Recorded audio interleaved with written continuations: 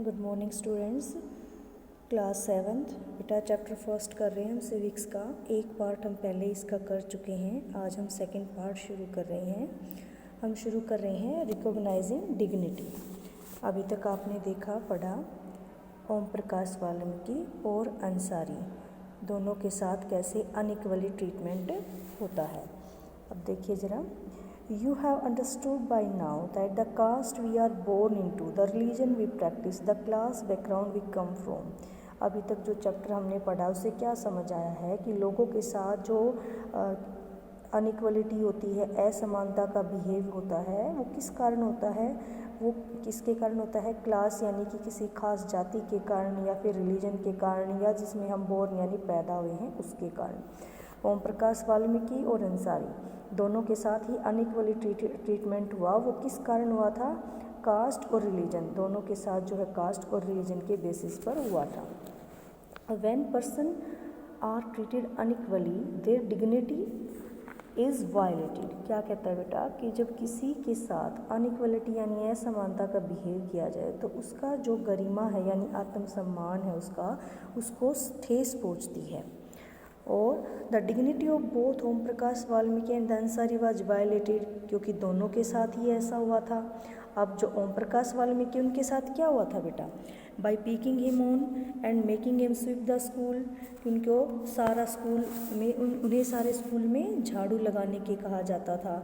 पूरे स्कूल में झाड़ू लगाते जिससे कि वो काफ़ी हर्ट होता, लेकिन वो बच्चा होने के कारण कुछ भी कर नहीं सकता था इसके मैटर में कि उसने कुछ नहीं कहा, टीचर्स को पलट कर कुछ जवाब नहीं दिया क्योंकि वो काफ़ी छोटा बच्चा था।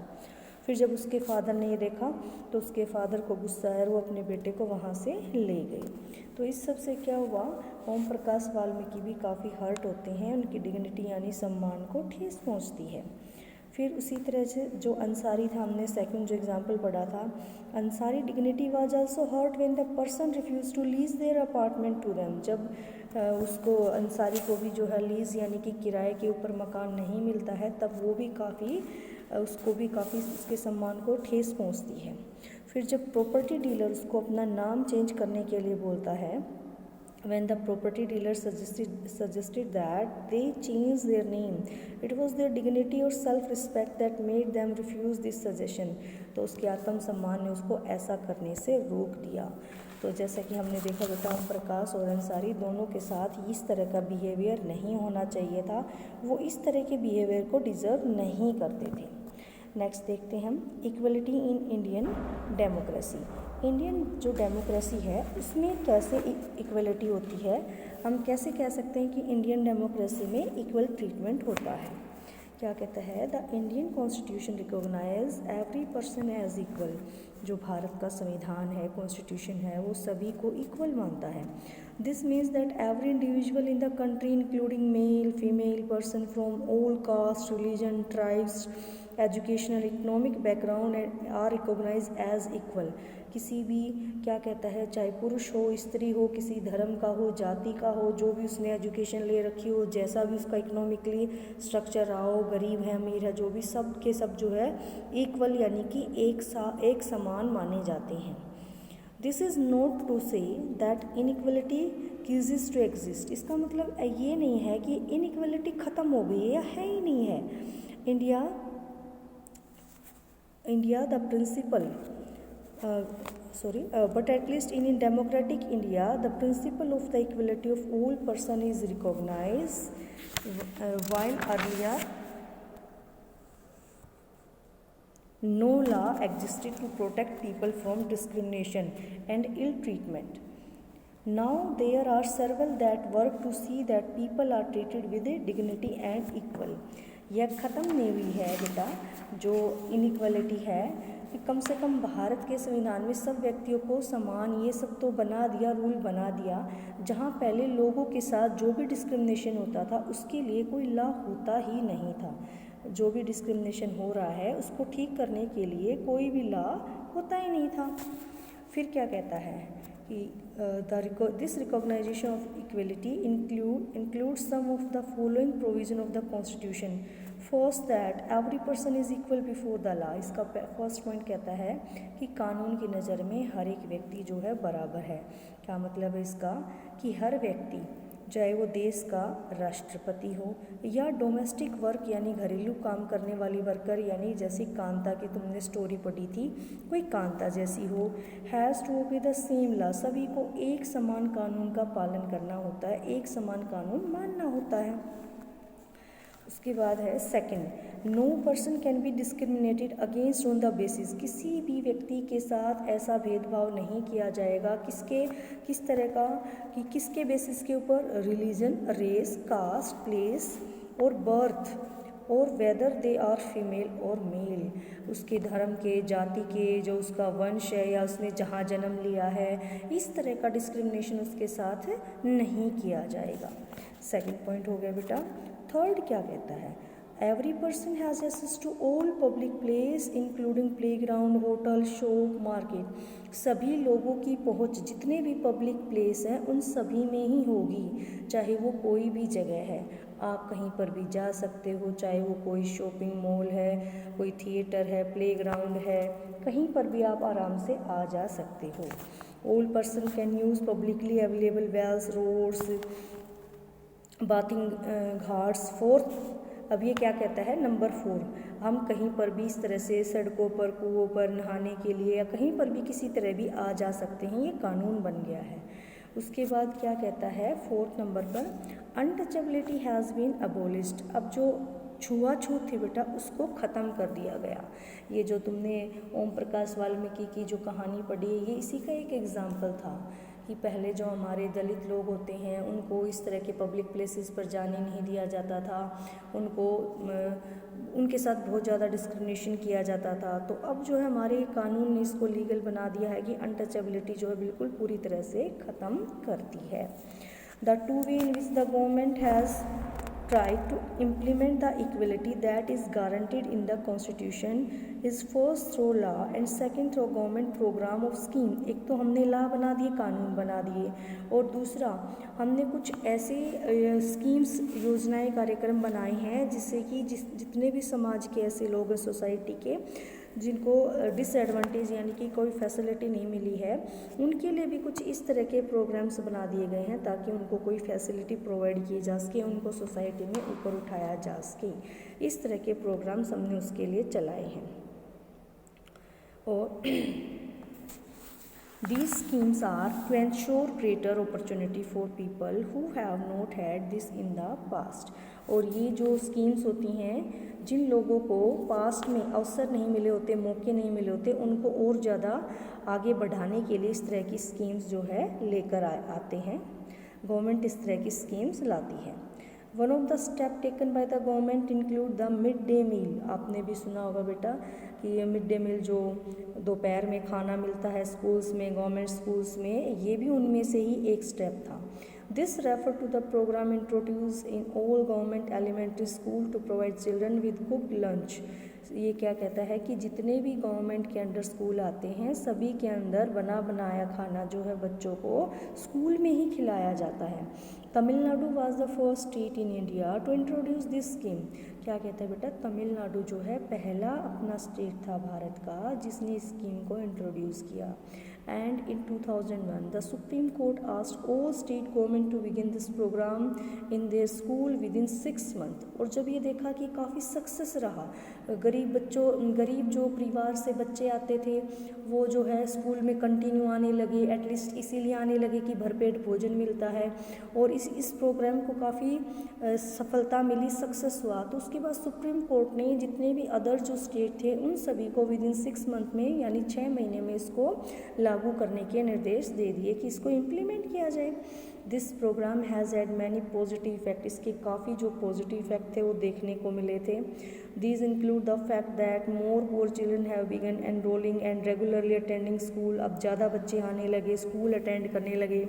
Teachers reported that earlier children would often go home for lunch and then not return to school, but now with the midday meal being provided in school their attendance has improved। पहले teachers क्या शिकायत करते थे बेटा कि बच्चे जो है लंच के समय पर अपने घर जाते खाना खाने और वापस आते ही नहीं थे, लेकिन जैसे मिड डे मील प्रोग्राम शुरू किया गया तो बच्चे स्कूल में कंटिन्यू बने रहे, सुबह आते, दोपहर का लंच उनको वहीं मिल जाता और पूरा टाइम वो स्कूल में बने रहते। Their mother who earlier had to interrupt their work to feed their children at home during the day now no longer need to do so. अब जो ऐसी माताएं थी जो अपना काम छोड़ करके दोपहर में बच्चों को सिर्फ खाना खिलाने के लिए अपना काम छोड़ कर आती थी, अब उनको भी रिलैक्स हो गया कि वो अपना काम कंटिन्यू कर सकती हैं. This program has also helped reduce caste prejudice because both lower and upper caste children in the school eat this meal together.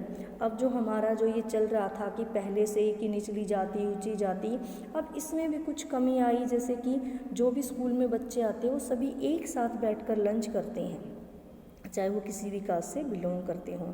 And in quite a few places Dalit women have been employed to cook the meal. और बहुत सारे places तो ऐसे भी हैं जहाँ पर जो दलित वुमेन है वही क्या करते हैं बेटा, खाना बनाती हैं, एम्प्लॉयड हैं. The mid day meal programme also help to reduce the hunger of poor student who often come to school and can not concentrate because their stomach are empty.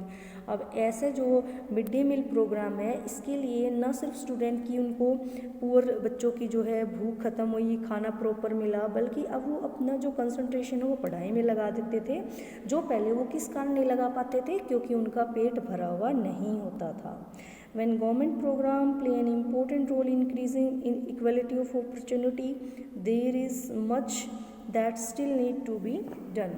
हालांकि ऐसे इस तरह की जो भी गवर्नमेंट के प्रोग्राम्स होते हैं उनको ये काफ़ी इम्पोर्टेंट रोल प्ले कर रहे हैं कि लेकिन अभी भी कुछ ऐसी और ज़रूरत है कि इस तरह के प्रोग्राम हमें और लागू करने चाहिए.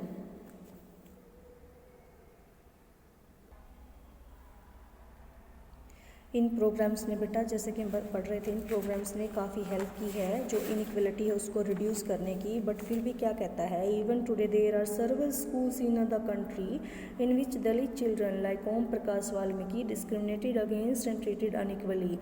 आज भी ऐसे बहुत सारे स्कूल हैं जहाँ ओम प्रकाश वाल्मीकि जैसे बच्चे पढ़ते हैं और जिनके साथ डिस्क्रिमिनेशन होता है. These children are forced into unequal situation in which their dignity is not respected, जहाँ उनकी डिग्निटी की रिस्पेक्ट नहीं की जाती है. This is because people refuse to think them as equal even though the law requires. कानून बनने के बावजूद भी लोगों की सोच ऐसी है, आज तक भी लोग उनको एक समान मानने से इनकार कर देते हैं. इसके पीछे एक रीज़न और भी है. One of the main reason for this is this that attitude change very slow. कि जो ये चेंज है वो काफ़ी धीरे धीरे आ रहा है. क्या कहता है, even though people person are aware that discrimination is against the law. हालांकि लोग ये देखते हैं कि इस तरह का जो बिहेव है वो लॉ के अकॉर्डिंग नहीं है, बट फिर भी they continue treat people unequally on the basis of caste, religion, disability, economic status. इन सब के ऊपर वो फिर भी उनके साथ भेदभाव करते हैं. It is only when people begin to believe that no one in inferior and that every person deserve to be treated with dignity that present attitudes can change. जब ये चेंज तभी हो सकता है कि जब हर कोई ये विश्वास करने लगे, लोग ये मानने लगे कि कोई भी किसी से कम नहीं है, सभी एक समान है, सभी बराबर हैं. ये चेंज तभी आ सकता है. नेक्स्ट पॉइंट है बेटा, issues of equality in other democracies. हमारे जो अदर इश्यूज़ होते हैं डेमोक्रेसी में वो क्या क्या हैं. देखिए, you are probably wondering whether India is not only democratic country in which there is inequality and where the struggle for equality continue to exist. एक अकेला हमारा भारत का ही जो है कंट्री नहीं है जहाँ इस तरह का एग्जाम्पल या इनइक्वलिटी आपको देखने को मिलती है. वर्ल्ड में ऐसे बहुत सारी कंट्रीज हैं जहाँ इस तरह के इश्यूज होते हैं. The issue of equality continue to be the key issue and around which community struggle, जहाँ बहुत सारा कम्युनिटी स्ट्रगल होता है. एक एग्जाम्पल देखते हैं. So for example in the United state of America, जो हम बहुत ज़्यादा डेवलप कंट्री मानते हैं कि बहुत ज़्यादा रिच है, क्या वहाँ पर भी ऐसी बातें होती हैं? तो देखिए कि इसका एग्जांपल देखिए बेटा. The African American whose ancestor were the slaves who were brought over from Africa. African American का मतलब क्या है, पहले ये मानिए. अमेरिका में रह रहे ऐसे लोग जिनके पूर्वज काम करने के लिए अफ्रीका से लाए जाते थे और फिर जो उनके बच्चे पैदा हुए फिर वहीं उसी कंट्री के माने गए नागरिक, उसी कंट्री के हो गए. यानी आए तो थे उनके पूर्वज बाहर से, लेकिन वो फिर कहाँ रहने लगे, अमेरिका में. अफ्रीका से लाए गए थे, अमेरिका के अब वो नागरिक है, सिविलियन है, तो उनको अफ्रीकन अमेरिकन कहा जाता था. Continue to describe their live today as largely unequal, उनके साथ भी काफ़ी जो है अनइक्वलिटी की जाती थी। This despite the fact that there was a movement in the late 1950s to push for equal right for African American. अब जो 1950s का जो टाइम था बेटा, उस समय पर एक समान इक्वल राइट्स को लेकर काफ़ी मूवमेंट्स यानी आंदोलन शुरू हो गए थे। देखिए, prior to this, African American were treated extremely unequally in the United States and denied equality through law. For example, when traveling by bus, इससे पहले जो है वहाँ पर काफ़ी अनइक्वलिटी देखने को मिलती थी। इन लोगों को जो अमेरिका के लोग थे उनसे काफ़ी कम माना जाता था। जब भी फॉर एग्ज़ाम्पल जब भी क्या कहता है कि बस में सफ़र किया जाता था तो they either had to sit at the back, या तो उनको जो अफ्रीकन अमेरिकन थे उनको बस में पीछे बैठना पड़ता था, या जब भी कोई गोरा यानी कि वाइट पीपल वहाँ के लोग आ जाते थे तो उसको अपनी सीट छोड़ देनी पड़ती थी। या तो बस में पीछे बैठे स्पेस है तो, और अगर स्पेस नहीं है और कोई वाइट पीपल आ गया, वाइट पर्सन आ गया तो उसे अपनी सीट को छोड़ देना पड़ता था। रोज़ा पार्कर, एक रोज़ा पार्कर नाम की अफ्रीकन अमेरिकन महिला होती है। Tired from a long day at work, she refuse to give up her seat on a bus to A white man. और ये बात है 1 दिसंबर 1955 की। एक दिन रोज़ा पार्कर जो अफ्रीकन अमेरिकन लेडी होती है बेटा, वो काफ़ी थकी हुई होती है, काम से लौट रही होती है और वो रिफ्यूज़ कर देती है, मना कर देती है अपनी सीट किसी गोरे को देने से। 1 दिसंबर 1955 का ये आपका जो बात बता रहे हैं। Her refusal that day started a huge agitation against the unequal way in which African Americans were treated and which come to be known as the Civil Rights Movement। अब जो ये इसने मना किया था तो उसके साथ ही एक ह्यूज एगिएशन यानी कि बहुत बड़ा आंदोलन मूवमेंट शुरू हो गया।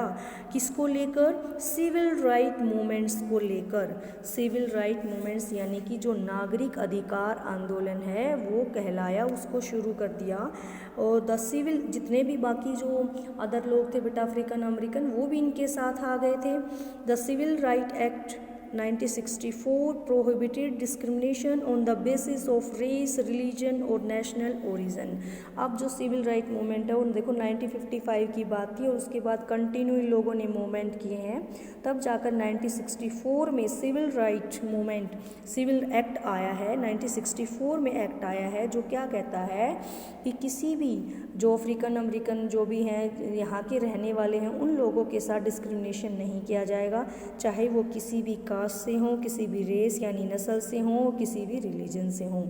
इसने यह भी कह दिया कि जो अफ्रीकन अमेरिकन बच्चे हैं, बच्चों के लिए स्कूलों के दरवाजे खोल दिए। यानी स्कूलों के दरवाजे खोल दिए इसका मतलब कि पहले जो उनके स्कूल होते थे बेटा वो दोनों के अलग अलग होते थे।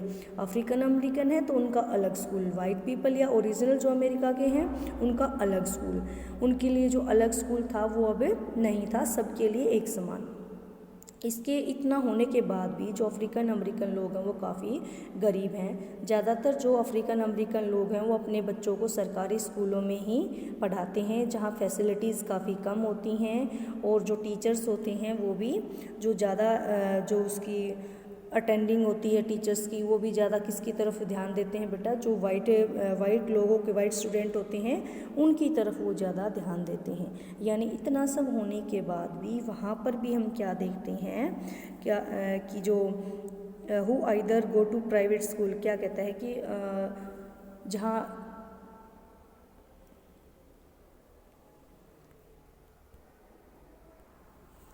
ज़्यादातर जो अफ्रीकन अमेरिकन वालों के बच्चे हैं बेटा वो अभी भी क्या कहता है कि गवर्नमेंट स्कूल्स में ही जाते हैं, प्राइवेट स्कूल्स वो अफोर्ड नहीं कर पाते हैं। या जहाँ पर वाइट लोगों के बच्चे गवर्नमेंट स्कूल में जाते हैं तो वो बहुत ज़्यादा ही क्या होते हैं, फैसिलिटी वाले स्कूल होते हैं। तो आज भी कानून बन चुका, बावजूद उसके उनके साथ इस तरह का बिहेवियर किया जाता है। ओके बेटा, ये चैप्टर यहीं पर फिनिश होता है।